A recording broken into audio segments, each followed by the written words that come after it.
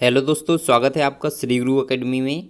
मैं मनु वर्मा आपका शुक्रिया हार्दिक अभिनंदन करता हूं। दोस्तों, जैसा कि ये जो जियो जारी हुआ है, इसके बारे में आप भली भांति परिचित हो चुके होंगे, और नहीं हुए हैं तो एक एक पॉइंट बारीकी से मैं आपके लिए बताने वाला हूं।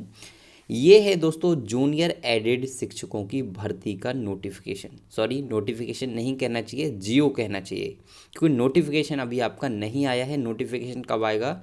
वो 18 तारीख के लिए आएगा।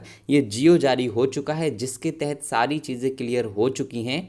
वो सारी चीज़ें मैं आपके लिए बारी बारी से दिखाना चाहूँगा, ठीक है। ये सचिव परीक्षा नियामक प्राधिकार के द्वारा ये जियो जारी किया गया है। जी हाँ, ये आप देख सकते हैं 10 फरवरी के लिए जारी हुआ है। यहाँ पर एक एक पॉइंट को मैं आपके लिए समझाने की कोशिश करूँगा। सबसे पहले तो मैं आपके लिए दिखाना चाहूँगा कि जब आपका यहाँ पर कब से ये आपके फॉर्म वगैरह ऑनलाइन होंगे, वो सारी चीज़ें पहले आप इसको देख लीजिए, उसके बाद सारी चीज़ें समझाऊँगा, ठीक है।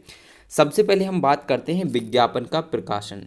विज्ञापन आपका जो जारी होगा वो 18/2/2021 यानी कि 18 फरवरी को आपका विज्ञापन जारी हो जाएगा, ठीक है। ऑनलाइन आवेदन के लिए आप रजिस्ट्रेशन की जो तिथि होगी वो होगी 22 फरवरी से, ठीक है।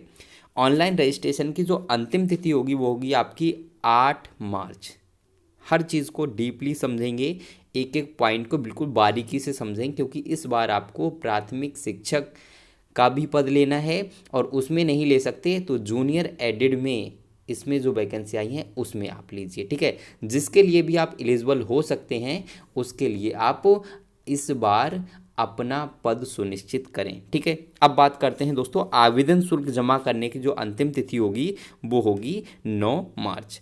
आवेदन पूर्ण करने एवं पूर्ण आवेदन का प्रिंट लेने की अंतिम तिथि 10 मार्च हो जाएगी, और परीक्षा केंद्रों के निर्धारण हेतु जनपद के आवेदकों की संख्या की सूचना सचिव यहाँ पर परीक्षा नियामक प्राधिकारी उत्तर प्रदेश प्रयागराज के द्वारा। ये आपके मतलब का नहीं है, इसको छोड़िए। नेक्स्ट हम बात करते हैं, ये सब देखिए, देख लेते हैं थोड़ा सा। जनपद स्तर पर जनपदीय समिति द्वारा परीक्षा केंद्र, ये सब देखिए उनके काम है, वो क्या करेंगे क्या नहीं करेंगे।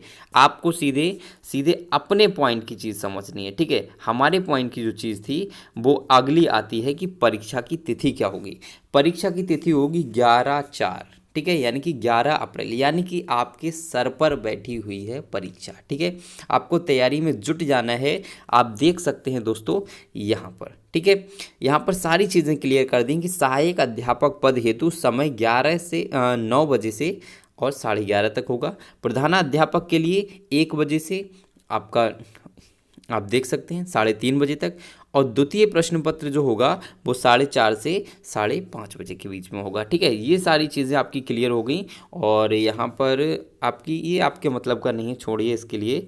और बाकी तो यहाँ पर देखिए इन्होंने सारी चीज़ें दे रखी हैं कि भाई उत्तर माला यानी कि आंसर की कब जारी होगी, ये कब होगा, वो कब होगा। इन सब से हमें कोई मतलब नहीं है, ये सब बाद की बातें हैं। मेन पॉइंट है कि भाई वैकेंसी निकली है तो भाई जो डेट है कब से ऑनलाइन होंगे ये हमें जानना चाहिए, कब तक होंगे ये जानना चाहिए, और आपका परीक्षा कब होगी, रिजल्ट कब आएगा, ये सारी चीज़ें हमने जान ली। अब दोस्तों हम जानते हैं कि इसके लिए योग्यता क्या होनी चाहिए, कौन कौन इसके लिए अप्लाई कर सकते हैं, क्या क्या इसमें डिटेल है, इसका सिलेबस क्या होगा, सारी चीज़ें एक एक बारी बारी से हम यहाँ पर जानते हैं। तो अब यहाँ पर एकदम विस्तृत तरीके से जानते हैं, ठीक है।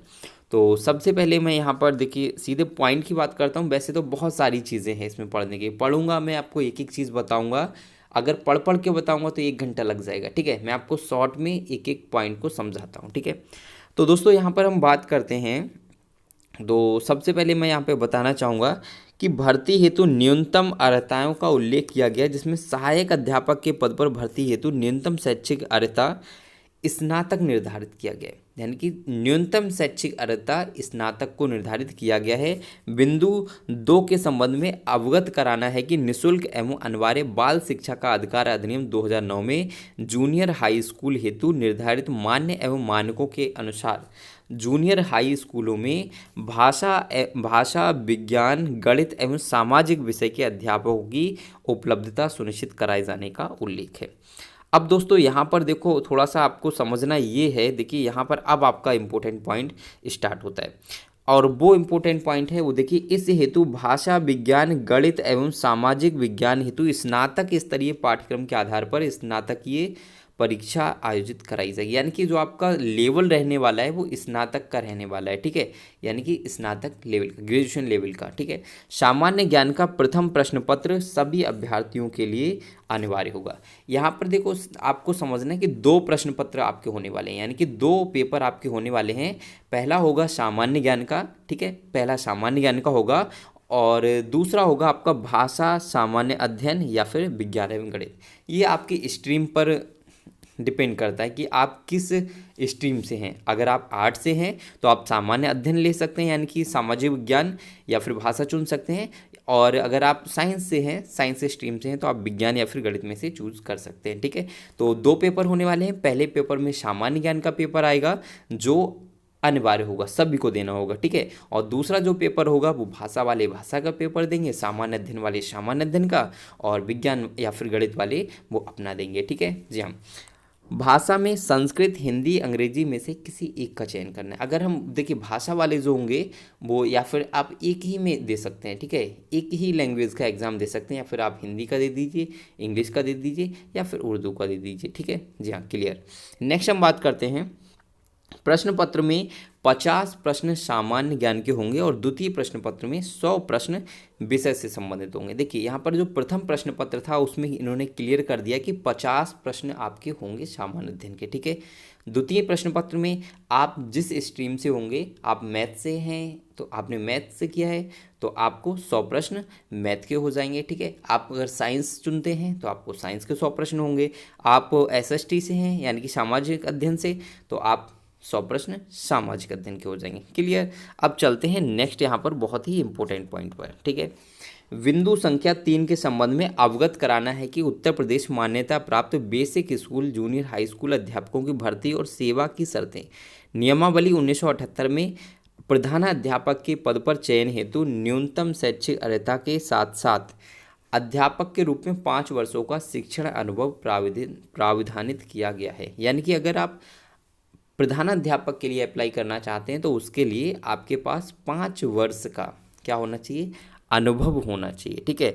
तो आप प्रधानाध्यापक के लिए कर सकते हैं, अदरवाइज आप सहायक अध्यापक के पद पर अप्लाई कर सकते हैं। जी हाँ, और यहाँ पर बाकी अगर मैं बात करूँ तो आप यहाँ पर सिलेबस देख सकते हैं। देखिए सिलेबस इन्होंने सारा यहाँ पर दे रखा है, और इससे रिलेटेड और चीज़ें जो है वो नीचे मैं आपको डिस्कस करूँगा बहुत ही डीपली, ठीक है। यहाँ पर आपको सिलेबस ज़रा मैं दिखा देता हूँ, ठीक है। सामान्य अध्ययन में आपका क्या आ जाएगा, राष्ट्रीय एवं अंतर्राष्ट्रीय महत्व की समसामयिक घटनाएं आ जाएंगी, भारत का इतिहास एवं भारतीय राष्ट्रीय आंदोलन, भारत का भूगोल, ये सारा आप देख सकते हैं। देखिए मैं यहाँ पर अगर आपको पढ़ पढ़ के बताऊँगा तो मुझे लगता है बहुत टाइम लगने वाला है, ठीक है। तो आप इसको देख लीजिए, स्क्रीनशॉट ले लीजिए, बहुत ही इम्पोर्टेंट है। तो ये वाला जो है ये आपका कंपलसरी है सभी के लिए, ठीक है। ये वाला पोर्शन सामान्य अध्ययन वाला ये सभी के लिए कंपलसरी है। और अगला हम बात करते हैं दोस्तों हिंदी। हिंदी की अगर हम बात करते हैं यानी कि भाषा, तो भाषा अगर आप हिंदी लेते हैं तो आपको इनमें से देखिए हिंदी लेते हैं तो आपको ये आएगा। इंग्लिश अगर आप चूज़ करते हैं तो इंग्लिश में आपका क्या आ जाएगा, ये आ जाएगा दोस्तों। आप इसका स्क्रीनशॉट ले लीजिए, ठीक है, स्क्रीनशॉट लेते जाइए क्योंकि टाइम फिर ज़्यादा लगने वाला है अगर मैं इनको एक एक को कराऊंगा तो, ठीक है। संस्कृत का तो आपका संस्कृत में ये सारी चीज़ें आ जाएंगी। अब दोस्तों ये आ जाता है आपका हिस्ट्री, यानी कि अगर आप सामाजिक अध्ययन से हैं तो आपको ये सारी चीज़ें, इतिहास जानने के स्रोत, ये सारी चीज़ें आप देख सकते हैं। काफ़ी कुछ मतलब ये तो वो बता ही चुके हैं कि मतलब आपका ग्रेजुएशन लेवल से आने वाला है, ठीक है, यानी कि स्नातक स्तर से आने वाला है। तो इतनी सारी चीज़ें देखिए, काफ़ी बड़ा काफ़ी कुछ दे रखा है इन्होंने, ठीक है। अगर गणित की बात करते हैं तो गणित में आप देख सकते हैं इतनी सारी चीज़ें इन्होंने, गणित विज्ञान ये दोनों देखिए कितना सारा आपको इसमें पढ़ना पड़ेगा, ठीक है। जी हाँ, तो यहाँ पर आप देख सकते हैं शैक्षिक प्रबंधन एवं प्रशासन, ये अध्यापक प्रधानाध्यापक हेतु है। अगर आप प्रधानाध्यापक पद के लिए करते हैं तभी आपको शैक्षिक प्रबंधन एवं प्रशासन को पढ़ने की ज़रूरत है, अदरवाइज इसको पढ़ने की ज़रूरत नहीं है, ठीक है। और यहाँ पर देखिए फिर से वही आ रहा है, तो यहाँ पर मैं मुझे लगता है कि मैं सारी चीज़ें बता चुका हूँ। फिर भी अगर आपको लगता है कि मैं कोई चीज़ भूल रहा हूँ या फिर कोई भी चीज़ मैंने नहीं बताई तो आप मुझे कमेंट कर दीजिए, ठीक है। हाँ, वीडियो अच्छी लगी तो वीडियो को लाइक और शेयर कर दीजिए, चैनल को सब्सक्राइब कर लीजिए, घंटी वाले बटन को दबा दीजिए दोस्तों, ठीक है। और बने रहिए श्री गुरु एकेडमी और मनु वर्मा के साथ। तो चलिए दोस्तों, बाय बाय।